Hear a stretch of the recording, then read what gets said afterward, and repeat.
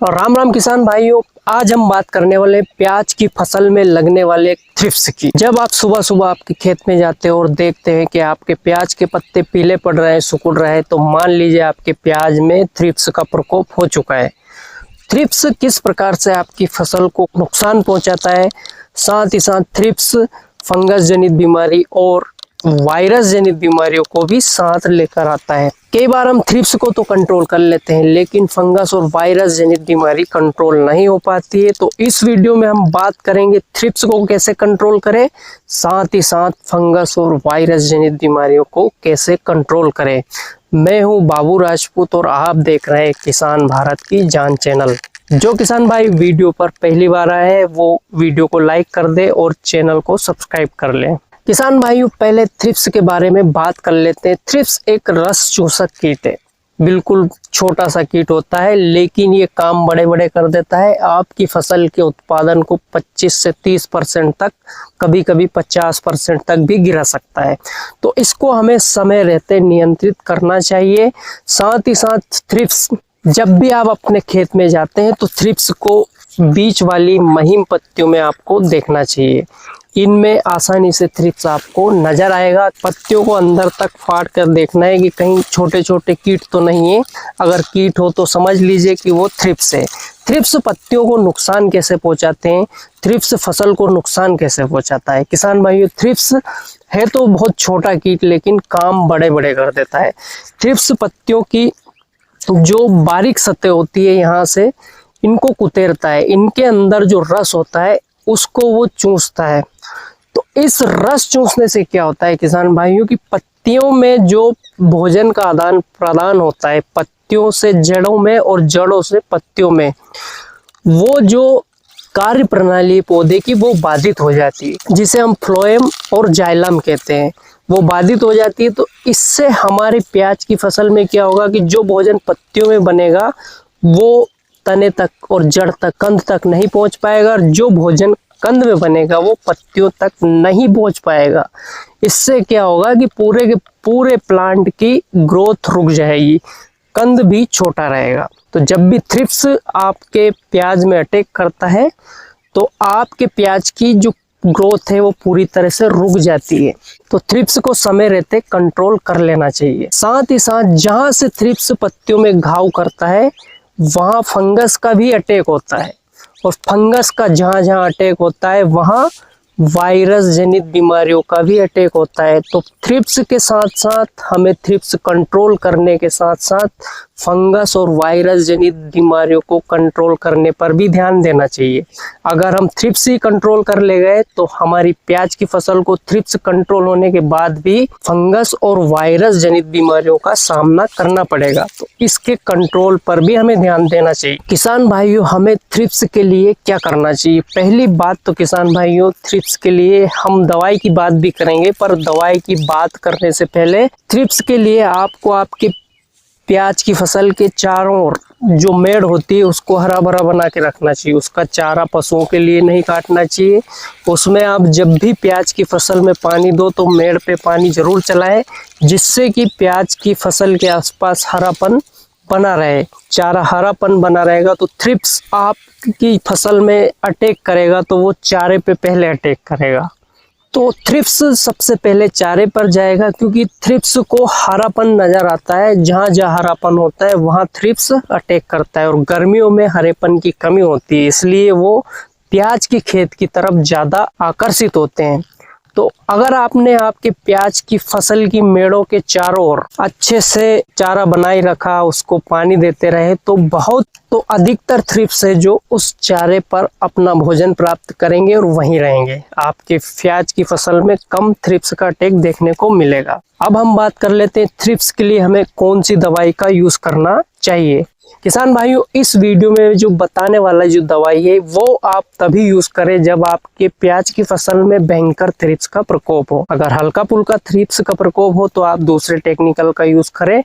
इस वीडियो में जो मैं बताने वाला हूं 2 से 3 दवाई, वो आप तभी यूज करें जब आपके प्याज में भयंकर थ्रिप्स हो, तो 100% आपको इसका कंट्रोल मिल जाएगा। साथ ही साथ कुछ ध्यान रखने वाली बात है वो भी मैं बताऊंगा। उस काम को भी आप करोगे तो आपके प्याज की फसल में जो थ्रिप्स है वो 100% कंट्रोल मिलेगा। दवाइयाँ महंगी जरूर है लेकिन काम करेगी 100%, रिजल्ट देगी आपको 100%।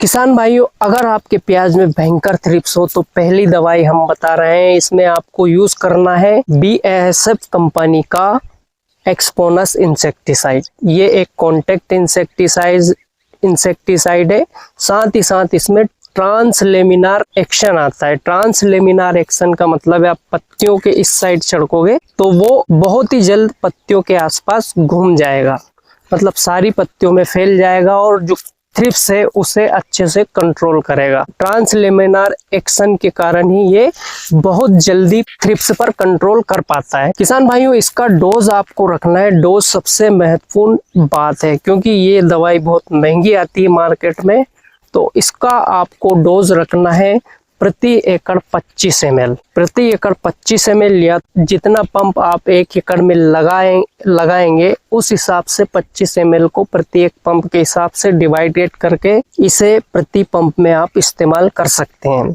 इसका रिजल्ट शानदार है लेकिन थोड़ा महंगा है। अब किसान भाइयों, दूसरे नंबर पर हमें प्रयोग करना है, या तो आप पहले नंबर वाली प्रयोग कर लीजिए, आपके यहाँ मार्केट में मिल गई हो। अगर ये नहीं मिलती तो आप आडामा का ट्रासिड लेना है। ट्रासिड में भी ट्रांसलेमिनार एक्शन होता है। ये भी एक कॉन्टैक्ट फंगी इंसेक्टिसाइड है। इसका यूज भी करेंगे तो आपको 100% आपके प्याज की फसल से थ्रिप्स कंट्रोल हो जाएगा। तो इसका डोज है किसान भाइयों, इसका डोज आपको 300 ml प्रति एकड़ के हिसाब से लेना है। 300 से 400 ml भी कर सकते हैं, लेकिन आप 300 ml करेंगे तो भी ये आपके प्याज की फसल में कितना ही थ्रिप्स का प्रकोप हो आसानी से कंट्रोल कर देगी। किसान भाइयों, अब हम बात कर लेते हैं तीसरा इंसेक्टिसाइड। अगर आपको पहला भी नहीं मिलता है, दूसरा भी नहीं मिलता है, तो आप तीसरे इंसेक्टिसाइड का प्रयोग कर सकते हैं। तीसरा इंसेक्टिसाइड है गोदरेज का रासिनबन। ये भी एक कॉन्टैक्ट इंसेक्टिसाइड है, साथ ही साथ ट्रांसलेमिनार एक्शन भी इसमें आता है। ये भी आपके प्याज की फसल को थ्रिप्स से पूरी तरह से सुरक्षित करेगा। अगर ज़्यादा से ज़्यादा थ्रिप्स हो तो इसे आप इस्तेमाल कर सकते हैं। इसका भी डोज है किसान भाइयों 300 ml प्रति एकड़ के हिसाब से आप इसे स्प्रे कर सकते हैं। अब हम बात कर लेते हैं, आप साथ ही साथ इसमें आपको मिलाना है एक फंगस के लिए स्प्रे इसमें मिलाना है, साथ ही साथ एक बैक्टीरिया के लिए इसमें स्प्रे मिलाना है, क्योंकि थ्रिप्स के बाद फंगस का अटैक साथ साथ और बैक्टीरिया का अटैक साथ साथ देखने को मिलता है। कई बार आप थ्रिप्स की दवाई स्प्रे कर देते हैं, थ्रिप्स नहीं भी नजर आता है तो भी आपकी प्याज की फसल पीली नजर आती है। वो इसीलिए कि उसमें फंगस और बैक्टीरिया का अटैक हो चुका है। तो इस थ्रिप्स की दवाई के साथ साथ आपको एक फंगीसाइड लेना है। फंगीसाइड का नाम है कोनिका, बहुत ही चर्चित और फेमस फंगीसाइड है। इसमें साथ साथ आपको कोनिका में आपको फंगीसाइड और बैक्टीरियासाइड दोनों का कॉम्बिनेशन साथ साथ मिल जाता है। कासुगा माइसिन और साथ ही साथ में कॉपर ऑक्सीक्लोराइड दोनों ही इसमें मिल जाते हैं। तो एक तो आपके फंगिस जनित बीमारियों को कंट्रोल करेगा और दूसरा बैक्टीरिया जनित बीमारियों को कंट्रोल करेगा। इसका डोज है किसान भाइयों 30 से 40 ग्राम प्रति पंप के हिसाब से आप इसे स्प्रे कर सकते हैं और इसके रिजल्ट शानदार मिलेंगे। अगर आपने सिर्फ इंसेक्टिसाइड का स्प्रे किया और फंगिसाइड का स्प्रे नहीं किया तो आपको आपके प्याज में अच्छा रिजल्ट नहीं देखने को मिलेगा। तो आप दोनों तरह से आप स्प्रे कीजिए, इंसेक्टिसाइड और फंगिसाइड। साथ ही साथ आपको ध्यान रखने वाली बात यह किसान भाइयों, इसके 10 दिन बाद फिर से आपको फंगिसाइड का यूज करना है। फंगिसाइड में कॉन्ट्रैक्ट और सिस्टेमिक दोनों प्रकार के फंगिसाइड होना चाहिए, तब जाके आपको आपकी फसल पर फंगस जनित और इंसेक्टिसाइड जनित जो भी बीमारियां हैं उनको 100% कंट्रोल मिल जाएगा। धन्यवाद किसान भाइयों। वीडियो कैसा लगा? वीडियो अच्छा लगा हो तो लाइक करें और हमारे चैनल को सब्सक्राइब करें।